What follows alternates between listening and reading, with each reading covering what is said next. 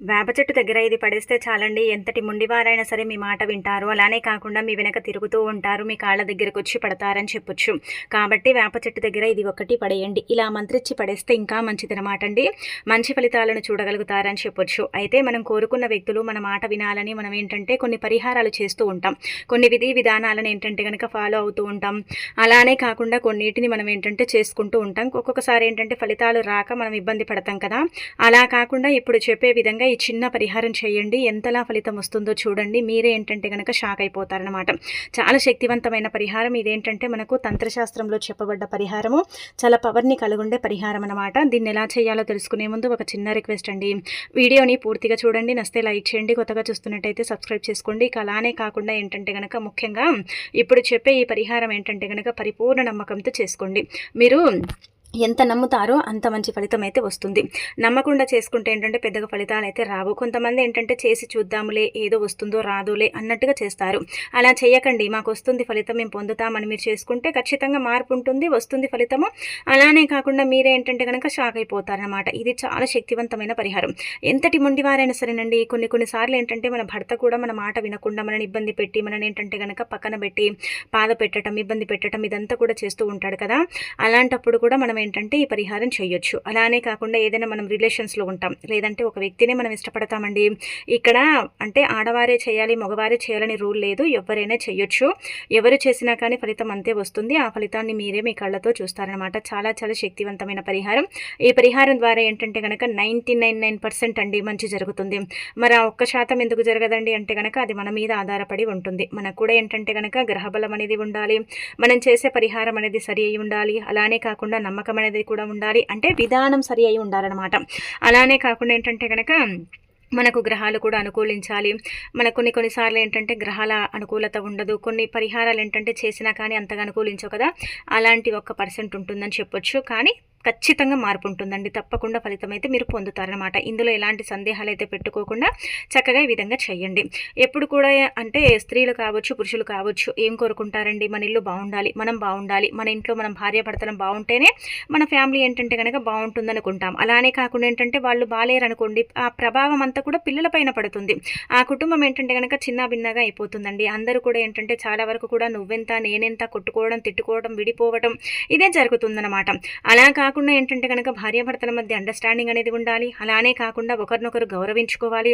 నా మాటే నెగ్గాలి, నా మాటే వినాలి, నేను చెప్పిందే వేదం అన్నట్టుగా ఉంటే ఆ లైఫ్ ఏంటంటే సాగదండి. నిజం చెప్పాలంటే కనుక నువ్వు అంటే భార్యాభర్తలంటే ఒకరిలో ఒకరు సగం సగం కదా. కాబట్టి ఏంటంటే ఒకరి మాట ఒకరిని గౌరవించుకోవాలన్నమాట. కొంతమంది ఉంటారండి, చాలా మంది కూడా ఏంటంటే కనుక మొండి చేస్తాలన్నమాట. నాదే వేదం, నాదే నడవాలి, నేను చెప్పిందే వినాలి, నీ మాట నేను అసలు విననే వినను అన్నట్టుగా ఏంటంటే కనుక ఆర్గ్యుమెంట్స్ అనేవి చేస్తూ ఉంటారు. అలా కాకుండా మీ భర్త మీ మాట వినాలన్నా, మీరు ప్రేమించిన వ్యక్తులు మీ మాట వినాలన్నా సరేనండి, నమ్మకంతో ఇప్పుడు చెప్పే విధంగా ఇది ఫాలో అయిపోండి, ఖచ్చితంగా మార్పు ఉంటుంది. అయితే వేప చెట్టు గురించి మనం చెప్పాలంటే కనుక చాలా మందికి తెలిసుండొచ్చు.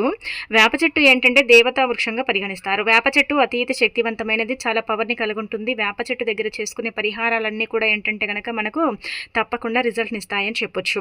అన్ని చెట్ల కంటే కూడా అంటే అతిపెద్ద వృక్షం వేప చెట్టు. వేప చెట్టుకు చాలా పవర్ ఉంటుంది. వేప చెట్టు ఏంటంటే కనుక చాలా చాలా శక్తివంతమైనదిగా పరిగణిస్తారు. అక్కడ కులదేవతలు, గ్రామ దేవతలు అంటే దేవతలందరూ, దేవుళ్ళందరూ అక్కడే ఉంటూ ఉంటారు. వేప చెట్ల దగ్గర కూడా మనం ఏంటంటే కనుక పూజలు చేస్తూ ఉంటాం, మన దైవాన్ని ఏంటంటే కనుక కొలుచుకుంటాం కదా. కాబట్టి అలాంటి వేప చెట్టు అంటే మీరు ఇది దేవుణ్ణి పూజిస్తారు కదా, వేప చెట్ల దగ్గర మనం దేవతల్ని దేవుళ్ళని పూజిస్తాం కదా, అక్కడ చేయకండి. నార్మల్గా వేప చెట్లు ఉంటాయి కదా మన ఇంటి నుంచి కొంచెం దూరంగా, అలాంటి ప్రదేశాలలో చేయండి. కానీ మీరేంటంటే కనుక దేవుళ్ళు ఇలా పూజించే దగ్గర గుళ్ళు ఉంటాయి కదండి, అలా చేయకండి, అక్కడ పాపం తగులుతుంది కాబట్టి అక్కడ చేయకండి. మిగతా వేప చెట్ల దగ్గర మీరు ఎక్కడ చేసినా కానీ పర్వాలేదండి, ఫలితం అయితే వస్తుంది. కాబట్టి ఇంకా ఆచరించుకోండి. ఎవరైనా సరే, ఎంతటి మొండివారైనా సరే మీ మాట విని మీకు అనుకూలంగా మారి మీ వెంటే ఉండి మీకేంటంటే కనుక చక్కగా అండి ఇలా ఏంటంటే కనుక మిమ్మల్ని గౌరవించి ఇబ్బంది పెట్టకుండా ఉండాలన్నా, మీరేంటంటే కనుక గొడవలు పడకుండా ఉండాలన్నా సరేనండి, ఈ పరిహారం అనుకూలిస్తుంది. కాబట్టి శుచిగా స్నాన కార్యక్రమాలు చేసుకోండి. అంటే కొన్ని పరిహారాలు చేసేటప్పుడు తలస్నానం చేయాలి, అలాగే పరిహారం చేసేటప్పుడు ఖచ్చితంగా తలస్నానం చేయాలి. అలా చేసిన తర్వాత ఒక స్పూన్ అన్ని బియ్యం తీసుకోండి, అర స్పూన్ అంతా పసుపు తీసుకోండి, ఒక తెల్లని కాగితం అనమాట, గీతలు రాతలు లేని కాగితం తీసుకొని పసుపు బియ్యం తీసుకోండి. అయితే ఈ పసుపు బియ్యం ఏంటంటే కనుక చాలా వరకు కూడా అండి మనం చూస్తే మంత్రిచ్చి ఏంటంటే కనుక పరిహార పరంగా ఉపయోగించుకుంటారు. అలానే కాకుండా ఇంకొకటి ఏంటంటే కనుక కొన్ని పరిహారాలకు ఈ పసుపు బియ్యం చక్కగా ఉపయోగపడతాయి.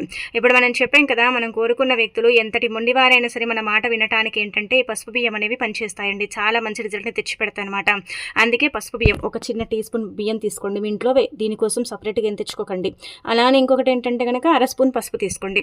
అలా తీసుకున్న తర్వాత తెల్లని కాగితం, గీతలు రాతలు ఉండకూడదు, వైట్ షీట్ అంటాం కదా, వైట్ పేపర్ అంటాం కదండి, అలాంటి పేపర్ని తీసుకొని అందులో పెట్టుకొని స్నానం చేసి, నాన్ వెజ్ని తినకండి, వంటి స్నానం చేసుకోండి, లేదంటే తలస్నానం అయినా సరే చేయండి, కానీ నాన్ వెజ్ అయితే తినకూడదు. నాన్ వెజ్ తిని కనుక మీరు ఈ పరిహారం చేస్తే మీకు ఫలితమే రాదు, వేస్ట్ అయిపోతుంది, చేసిందంతా కూడా ఏంటంటే కనుక వృధా అయిపోతుందని చెప్పొచ్చు. కాబట్టి నాన్ వెజ్ తినకుండా చక్కగా ఇలా స్నానం చేసుకొని ఇంకా మీరు ఇంట్లో నుంచి బయటికి వెళ్ళేటప్పుడు ఇలా పసుపు బియ్యం తీసుకుని వెళ్ళండి. అలా వెళ్ళిన తర్వాత వేప చెట్టు దగ్గరికి వెళ్ళండి. వెళ్ళిన తర్వాత ముఖ్యంగా ఏంటంటే కనుక సంకల్పం చెప్పుకోండి. మన అవసరం కోసమే కదండి మనం చేస్తున్నాము, ఎవరి బలవంతం మీద మనం చేయట్లేదు, ఎవరి అవసరం కోసం మనం చేయట్లేదు, మన కోసం మనం చేసుకున్నాం, మన అవసరం కోసం మనం చేసుకున్నాం. కాబట్టి మనం ఏంటంటే కనుక గట్టిగా సంకల్పం చెప్పుకోవాలన్నమాట. అంటే మేము చేసింది ఖచ్చితంగా జరగాలి, మాకు ఫలితం రావాలి, మాకు ఇబ్బంది ఉండకూడదు, బాధ ఉండకూడదు, అలానే కాకుండా మేము కోరుకున్న వ్యక్తులు మాకు అనుకూలంగా మారాలి అన్నట్టుగా ఏంటంటే సంకల్పం చెప్పుకొని ఆ తర్వాత ఈ పసుపు బియ్యాన్ని మీరు పొట్లం కట్టుకొని వెళ్తారు కదా, ఆ పొట్లం విప్పేసి చెట్టుని తాకి ఆ తర్వాత ఏంటంటే ఇప్పుడు చెప్పి మంత్రం పఠించండి. ఇంకా ఆ తర్వాత ఆ పసుపు బియ్యాన్ని అక్కడ వేప చెట్టు దగ్గర పడేయండి. అందుకే మీ ఇంటికి కొంచెం దూరంగా పడేయండి. మళ్ళీ ఏంటంటే కనుక అక్కడ పడేసి అక్కడికే వెళ్ళి అక్కడే నించొని అక్కడే ఉండి ఇలా చేస్తే మాత్రం ఏం పెద్దగా రిజల్ట్ అయితే ఉండదండి. మీరు పడేసిన తర్వాత కనీసం 24 గంటలైనా సరే అక్కడ ప్రదేశంలోకి వెళ్ళకూడదనమాట. అలాంటప్పుడే ఫలితం వస్తుంది. కానీ పదే పదే అక్కడికి వెళ్ళి అలా ఇలా చేస్తే మాత్రం ఫలితాలు అయితే రావు, గుర్తుపెట్టుకోండి.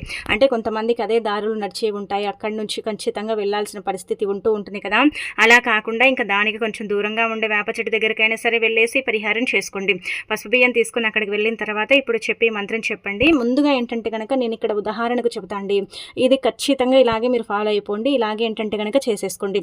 పసుపు బియ్యం తీసుకుని వేప చెట్టు దగ్గరికి వెళ్ళాం కదా, వెళ్ళిన తర్వాత వేప చెట్టుని తాకి నా అవసరం కోసం నేను చేసుకుంటున్నాను, నాకు ఖచ్చితంగా ఫలితం వస్తుంది, నేను ఫలితాన్ని పొందుతాను, నా భర్త నా మాట వింటాడన్నట్టుగా మీరు సంకల్పం చెప్పుకొని, లేదంటే భార్య నా మాట వింటుంది, లేదంటే నేను ప్రేమించిన వ్యక్తి ఎవరైనా కావచ్చు వాళ్ళు నా మాట వింటారని చెప్పుకొని ఇంకా తర్వాత మొండితనం కూడా వదిలిపోతుందన్నట్టుగా సంకల్పం చెప్పుకొని పసుపు బియ్యం తీసుకోండి. అయితే మా భర్త పేరు శ్రీనివాస్ అండి.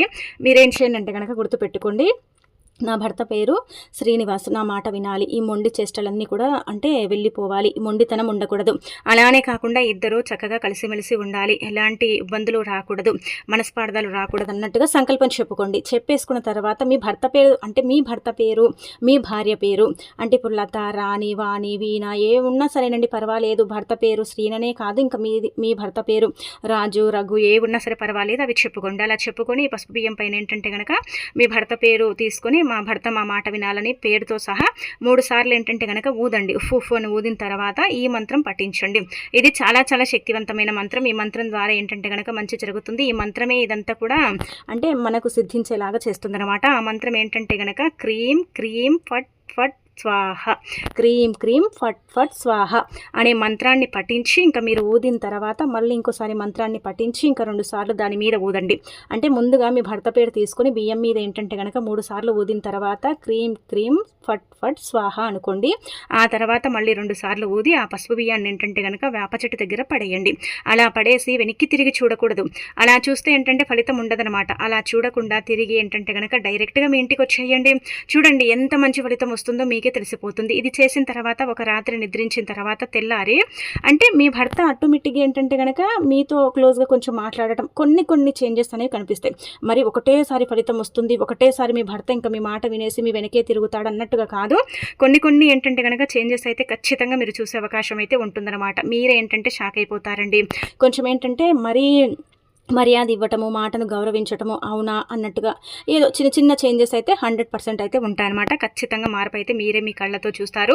మీరేంటంటే షాక్ అయిపోతారు. కాబట్టి పరిపూర్ణ నమ్మకంతో చేసుకోండి. ఈ పరిహారం చేసి వచ్చిన తర్వాత కాళ్ళు చేతులు శుభ్రం చేసుకోండి. అలానే కాకుండా ఎవరికి చేసినట్టు చెప్పకండి. ఇది సీక్రెట్గా చేసుకునే పరిహారం. మీరు కూడా సీక్రెట్గా చేస్తే చాలు. ఇది సీక్రెట్గా వేప చెట్టు దగ్గర పడేసి మంత్రాన్ని పఠించి వస్తే చాలు. ఇక మీ జీవితం మారిపోయినట్టే, మీరు పట్టిందల్లా బంగారమైనట్టే. మీ భర్త కావచ్చు, మీరు ప్రేమించిన వ్యక్తులు కావచ్చు, ఎవరైనా కావచ్చు, మీ మాట విన్నట్టే, మీకు అంతా కూడా అనుకూలంగా మారినట్టే అని చెప్పొచ్చు. ఇది ఎన్ని రోజుల వరకు ఉంటుందండి అని మనం చెప్పలేం, కానీ మీకు అవసరం ఉన్నప్పుడల్లా కూడా చేయొచ్చు. తిథి, వార, నక్షత్రం, సమయం, సందర్భం అంటూ ఏమీ లేదు. ఎప్పుడైనా చేయాలి, కానీ స్నానం చేసుకుని చేస్తే మంచిది. స్నానం చేయకుండా చేస్తే ఫలితాలు అయితే రావు. ఎందుకంటే ముందు రోజు మనం నాన్ వెజ్ తిని ఉంటాం. అలానే కాకుండా ఏంటంటే కనుక నాన్ వెజ్ తిన్నా తినకపోయినా మనం ఏంటంటే స్నానం చేసుకుని చేస్తే కొన్ని పరిహారాలు తొందరగా ఫలిస్తాయని పురాణాలలో చెప్పబడుతుంది. కాబట్టి అదే ఫాలో అయిపోండి ఇక.